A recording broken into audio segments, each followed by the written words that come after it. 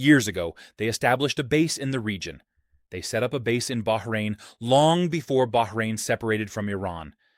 They started building that base. All the bases in the region had been built with extremely large budgets. If American taxpayers knew how much money the Revolutionary Guard has spent over these decades on these bases across the region, the United States would know that the uprising is coming to an end. They had spent decades building bases for a war, and now, in just a matter of days, all of them have been destroyed. We have struck every American base in the region. It's quite remarkable, isn't it, to watch Iranian news. And now, thanks to technology, we can translate this into English, so you can see what the West doesn't want to show us. What they don't want to show us on this side of the world. I think it's important to have both sides of the coin, the full picture. Because the person you just saw in the intro, dubbed into English, is the deputy commander of Iran's Islamic Revolutionary Guard Corps. His name is Ali Fadavi, and he has just declared that all American military bases in the Middle East have been destroyed. Just think about that. All American military bases in the Middle East destroyed. Now, beyond whether this man is exaggerating, how much of it is true or not, one thing is clear. He is not hiding in a cave or a bunker. He is giving interviews, appearing on podcasts, on news programs, in his office, receiving media. That is a very different reality from the one being sold to us, where Trump claims he has essentially destroyed the Iranian regime and could finish them off in an afternoon if he wanted to. He just supposedly doesn't want to. On the other side, Iran comes out and says there are no more American military bases. Not some, not most, they say all of them. Who is telling the truth? Who is lying? I show you the facts so you can judge for yourselves, because this is not a minor declaration. It comes with context that should matter, especially to my friends watching from the United States. If you are an American taxpayer, I think this should make you angry. That your taxes have been spent for decades on this, and that because of one bad decision by Donald Trump, those bases may no longer exist or may be severely compromised.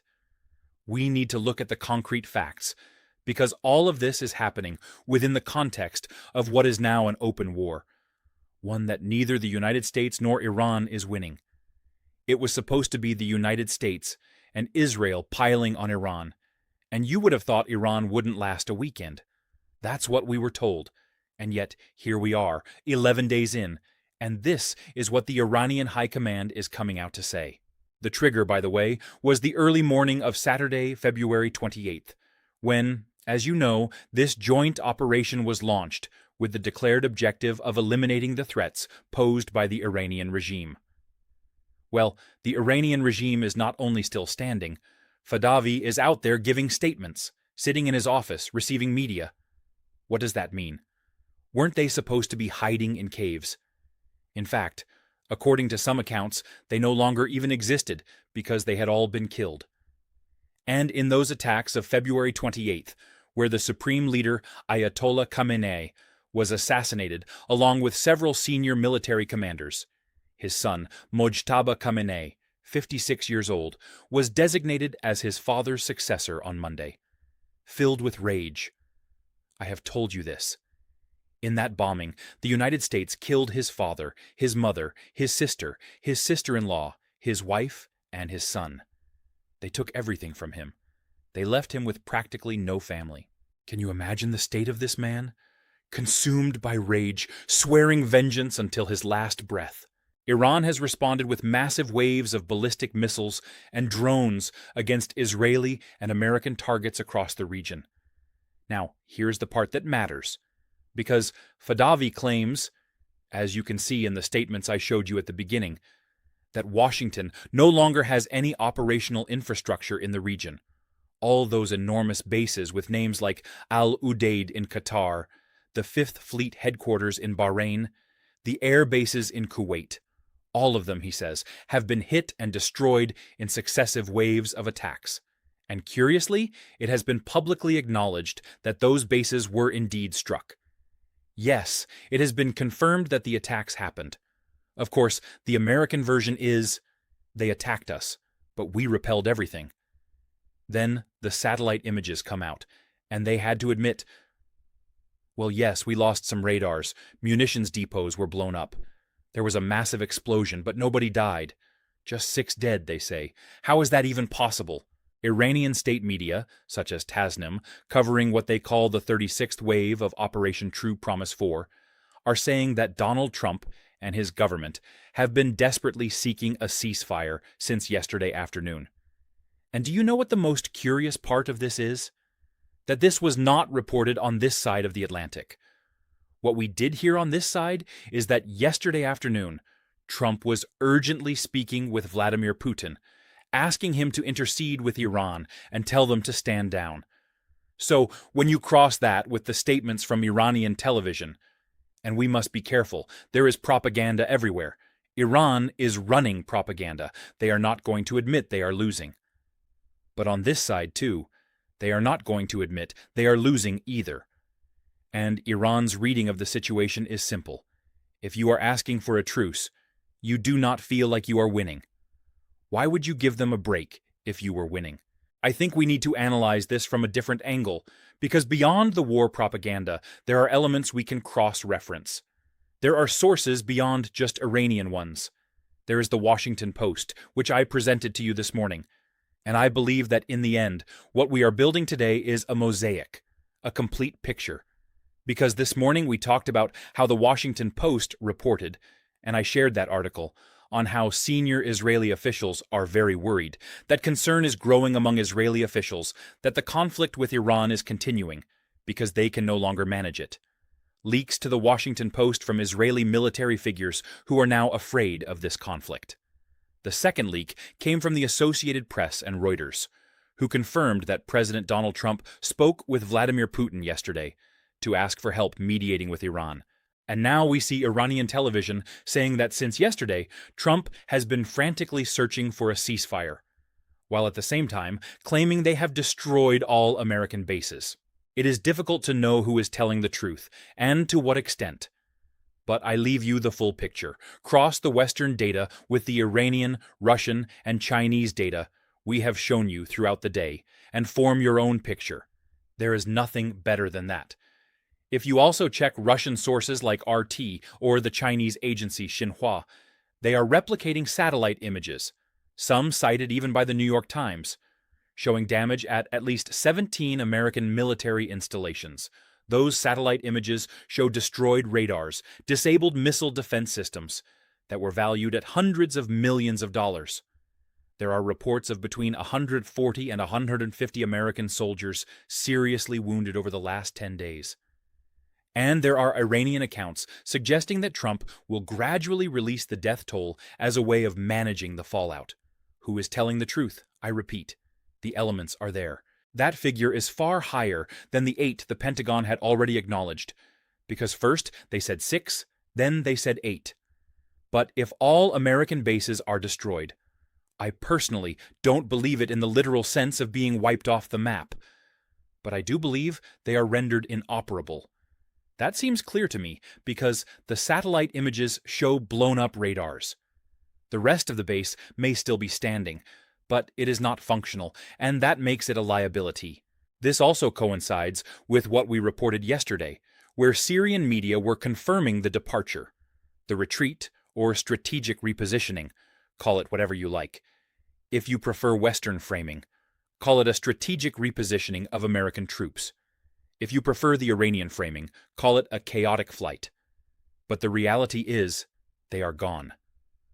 On one thing we all agree, whatever label you put on it, American troops have left the region en masse. Militarily, it does not matter what you call it. They are no longer there. Now, Fadavi's point is strikingly simple. He says, for decades, the United States has invested astronomical sums, not just in building those bases, which were multi-billion-dollar projects, but in maintaining them. We are talking about hundreds of billions of dollars out of the American taxpayer's pocket. And Iran's thesis is simple. If the average American citizen knew how much money went down the drain in less than 10 days, simply because of a miscalculated tantrum by Trump, the reaction in the United States would be immediate. And you know what? He has a point. I am not saying this is true, We don't know that, but he is right that if it were true and Americans found out, they would be furious. That we are not being shown the full picture on this side of the Atlantic is also true. There is too much to lose. It is a way of applying psychological pressure, but also of highlighting the real cost of Trump's military adventures, which, from Iran's perspective, have backfired badly. Iran has moved from mass attacks to what they are now calling a tit-for-tat strategy, blow for blow. And they say they will maintain this pressure until their enemies, to use their language, repent and are punished. That is the posture of attrition, not territorial conquest. And here, the reaction of other regional actors becomes important. Let's step back a little from the Iranian framing, which obviously carries its own rhetorical weight, just as the American framing does. Even so, I have shown you the New York Times and Washington Post articles, where even they say senior Israeli officials are worried. Concern is growing. There is acknowledgement that their bases were attacked. Satellite confirmation. But if we set aside both sides entirely and look at Turkish media, or Erdogan himself, who said the entire world will pay the price of this war if it is not stopped, well, it has already spiraled. And Russia, which also had its consulate damaged in Isfahan, has now reaffirmed its support for the Iranian leadership. Russia is deeply committed to the new supreme leader and has given him its full backing. And what is most interesting about all of this is how the board is being reconfigured. Because if American bases are truly out of commission, Washington loses its capacity for immediate power projection in the region. And the great beneficiaries here will be China and Russia, who are said to be the ones actually planning Iran's military strategy, not just with goodwill, but by providing Iran with satellite imagery, target coordinates for sensitive American installations across the region, and guidance on how and with what to strike them. Washington can no longer launch operations from Qatar or Kuwait, as if nothing has happened. On top of that, according to the latest leaks to American media, something Iran had already said last week, it has been acknowledged that Iran possesses between 2,000 and 6,000 naval mines. And guess who gave Iran those mines? China and Russia. And that forces us to completely rethink Trump's entire strategy, which has been a genuine failure. On top of everything else, Iran is now saying they have a green light to strike American and Israeli economic and financial interests in the region, after Israel attacked an Iranian bank yesterday. Following that attack, Iran says, "Now we are coming for your financial centers too. An eye for an eye, a tooth for a tooth." It is an escalation that is now blending the military with the economic and the energy sectors. Now, for those who are not specialists in the topic, there is a geographic reality worth understanding in all of this. Those military bases are not on American soil. They are, or were, in sovereign countries: Qatar, Bahrain, Kuwait, Iraq. These are territories where Washington had a presence with the permission of those governments. If Iran truly destroyed them, the problem is not only military, it is diplomatic. What happens to the host countries? How do they justify welcoming back troops that failed to protect those very installations? Do you think those governments now feel safe having American forces that could not even defend themselves on their soil? If that presence was the reason for this conflict in the first place, perhaps if those bases had never been there, Iran would never have attacked their countries. That is the domino effect that could lead to a renegotiation of every defense agreement in the region, and to the expulsion of the United States from its military position in the Middle East. On the question of casualties, beyond the numbers, whether it is 8 or 150, what matters is that for the first time in years, the United States is taking direct hits on its military bases and cannot stop them. Defense systems like the famous Patriot are not working. Anti-missile batteries are not performing as they should. They are being overwhelmed by waves of cheap but highly effective drones. And that is a credibility problem for the entire American defense industry. Because that is their business model, selling weapons. That equipment was sold as infallible, and now it is clear it was pure propaganda. They could not even protect their own. Who would want to buy that? We also need to look at China's role in all of this. I was reading earlier an article from Xinhua, the Chinese state agency, and I find it fascinating in these moments to read the editorial line of media aligned with the Turkish, Chinese, Russian, and Iranian governments. Because even though it is propaganda, it is extremely useful. Because whoever is speaking through that outlet is the government in disguise. And that tells us the real position of those governments in this conflict. And Xinhua has been covering this story extensively, corroborating damage with Western sources. Remember that China has enormous economic interests in Iran and across the region, particularly when it comes to energy. A prolonged war directly hurts China. That is why China's mediating posture matters greatly. Its military posture, its position in the Security Council. And when we close this circle, if what this deputy commander of the IRGC is saying is even partially true, and I believe it partially is, not that all bases have been wiped off the map, but that they have been decimated and rendered non-operational, then this is not a skirmish. We are talking about something that calls into question American military dominance in the Middle East. Now imagine this militarily against China. China would make short work of them, and China is taking notes.